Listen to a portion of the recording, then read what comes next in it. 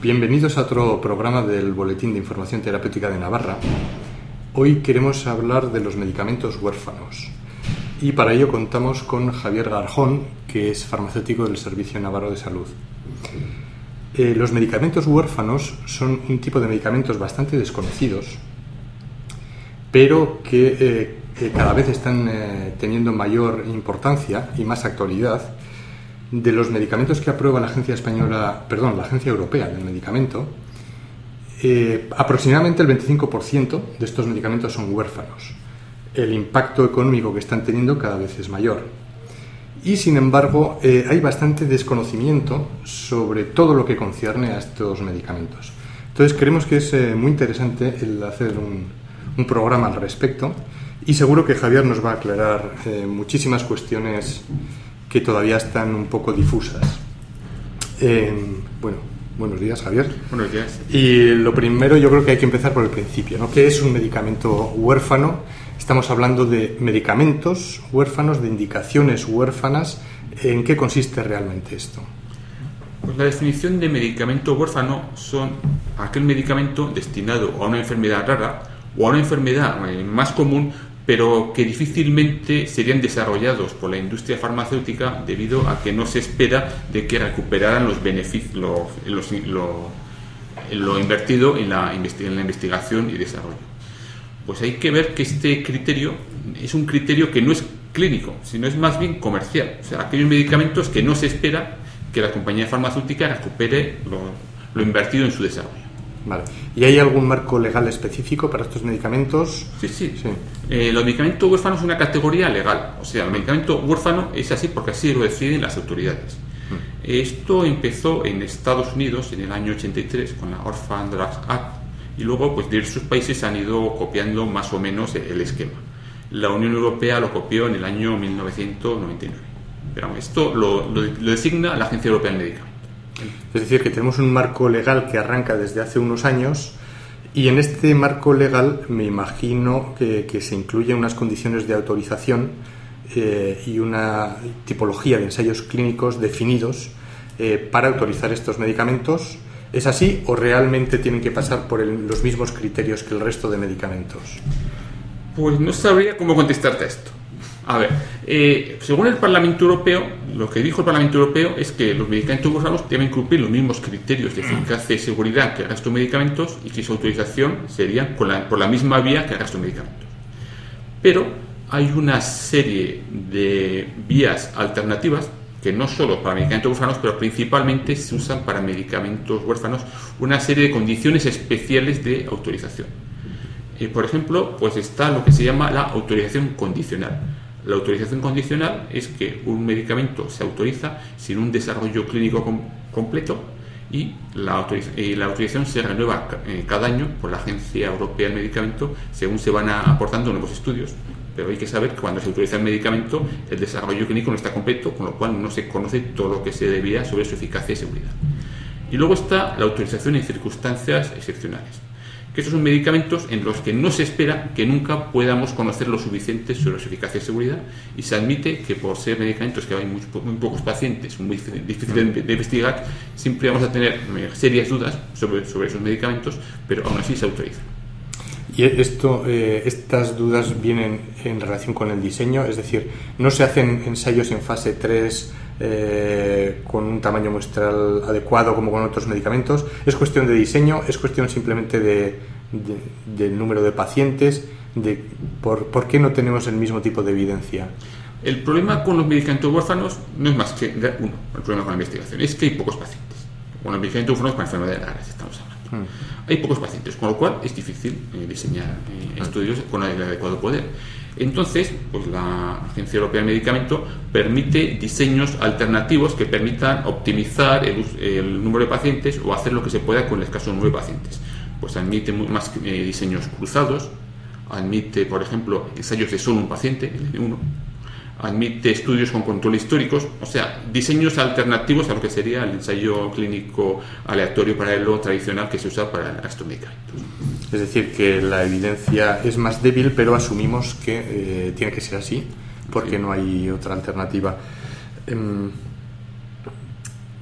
Otro tema es la incentivación. Antes habías comentado que son medicamentos destinados a poblaciones muy reducidas, que de no ser por un marco legal especial, probablemente no iban a ser desarrollados o las compañías no tienen una incentivación suficiente como para desarrollar estos medicamentos. En este momento entiendo que hay una incentivación por parte del sistema público para que las compañías desarrollen estos medicamentos. ¿Podrías comentar un poco este aspecto? De hecho, el hacer esta categoría de medicamentos huérfanos es exactamente para eso, para incentivar su desarrollo. Y la incentivación se hace de varias maneras. Por ejemplo, tienen tasas reducidas a la hora de presentar solicitudes para la Agencia Europea del Medicamento. La Agencia Europea del Medicamento colabora en su desarrollo, le da asistencia para el desarrollo de sus medicamentos en los protocolos. Y lo que es más importante probablemente para las compañías es que tienen exclusividad del mercado durante 10 años. Esto es que no se puede comercializar otro medicamento para la misma indicación a no ser que aporte un beneficio considerable. Uno de los temas que realmente están preocupando a todos los gestores y a los sistemas sanitarios en general es el alto coste de estos medicamentos, ¿no? ¿Tú crees que estaría justificado un coste tan alto? De alguna manera hay que revisar estos costes o qué medidas están tomando los gestores para afrontar estos costes. ¿Nos podrías hablar un poco de todo esto? Hay una gran polémica, mucho debate sobre el coste de estos medicamentos que muchas veces es enorme, sobre si está justificado. Los problemas son por varios sitios. Primeramente, muchas veces porque el medicamento huérfano se ha desarrollado a partir de una investigación que había previa, que no le ha costado dinero a la compañía farmacéutica. De hecho, muchas veces ha habido casos que estos medicamentos se usaban como fórmulas magistrales durante años, hasta que una compañía lo registró como medicamento, aprovechándose de toda la investigación o de todos los pacientes que tuvieron antes, y de lo que valía 1.000 euros al año ha pasado a valer 50.000, con muy poca, con los mismos datos que ya existían. Entonces, y luego por otra parte siempre está la duda si lo estamos pagando dos veces, porque la investigación en enfermedades raras está muy subvencionada por los poderes públicos. Entonces, bueno, se está subvencionando la investigación, se está promocionando su desarrollo, pero a la vez luego nos encontramos con unos precios enormes, ellos dicen, para recuperar las inversiones. O sea que en definitiva quizás sería conveniente revisar todo este sistema de la financiación de los medicamentos huérfanos, pero mientras esto no ocurra, alguna medida hay que tomar para afrontar este coste extra que en algunas ocasiones puede llegar a ser preocupante, ¿no? ¿Qué tipo de medidas se están tomando? Se están tomando medidas, lo que pasa es que se están tomando muchas veces a nivel de los distintos países, que dentro de la Unión Europea ya es preocupante, y luego a nivel de los distintos servicios de salud, con lo cual pues cada uno está haciendo la guerra muchas veces por su cuenta. Lo que se está haciendo fundamentalmente pues son lo que aquí se llama informes de posicionamiento terapéutico, que es definir exactamente cuál es la indicación y cuáles son los pacientes que se beneficiarían de su medicamento. El problema que tienen estos informes, yo creo, es que, claro, que te encuentras con ya casi todo hecho. La Agencia Europea del Medicamento te ha aprobado un medicamento, encima para una enfermedad que ya la ha clasificado como rara, o sea, que son pacientes especialmente vulnerables con pocas alternativas, con lo cual es difícil manejar ya o cambiar lo que viene dado. Pues bueno, yo creo que ha quedado bastante claro en qué consiste. Quizás nos podrías dar algún ejemplo de medicamentos huérfanos para que la gente pueda entender qué tipos de medicamentos estamos hablando o qué tipo de patologías, o porque en el boletín que escribiste se hace referencia a una serie de medicamentos. No sé si merece la pena dar algún ejemplo. Sí, voy a comentar varios casos diferentes. Por ejemplo, comentarte que casi se podría decir que lo que es huérfano es más la patología que el medicamento, porque hay medicamentos de principios activos conocidos, desarrollados para enfermedades comunes, que obtienen la calificación de huérfano porque se obtienen por una patología, una enfermedad rara. Un ejemplo de esto pues sería, por ejemplo, la tobramicina inhalada. La tobramicina es un antibiótico súper conocido, súper antiguo, sí, que en su vía inhalada tiene calificación de huérfano para la fibrosis quística. Luego están, claro, hay varios medicamentos tipo el Ivacafort, esto que son ya para enfermedades raras de origen genético, que es lo que generalmente hemos conocido como medicamento huérfano, es la idea que todos tenemos, medicamento para enfermedades raras. Y luego está otra serie de medicamentos que también hay gran polémica sobre ello, pensando que las compañías farmacéuticas lo que están haciendo es diseccionar las enfermedades. Se llama la estrategia del salami, es dividir una enfermedad más común en diversas patologías, cada una de ellas sería más rara, pues sencillamente como por algún marcador genético o algo así, y en este caso pues serían medicamentos fundamentalmente oncológicos, que claro, que lo que hace lo que está diciendo es si se está dividiendo la misma enfermedad, el linfoma por ejemplo, para muchas patologías.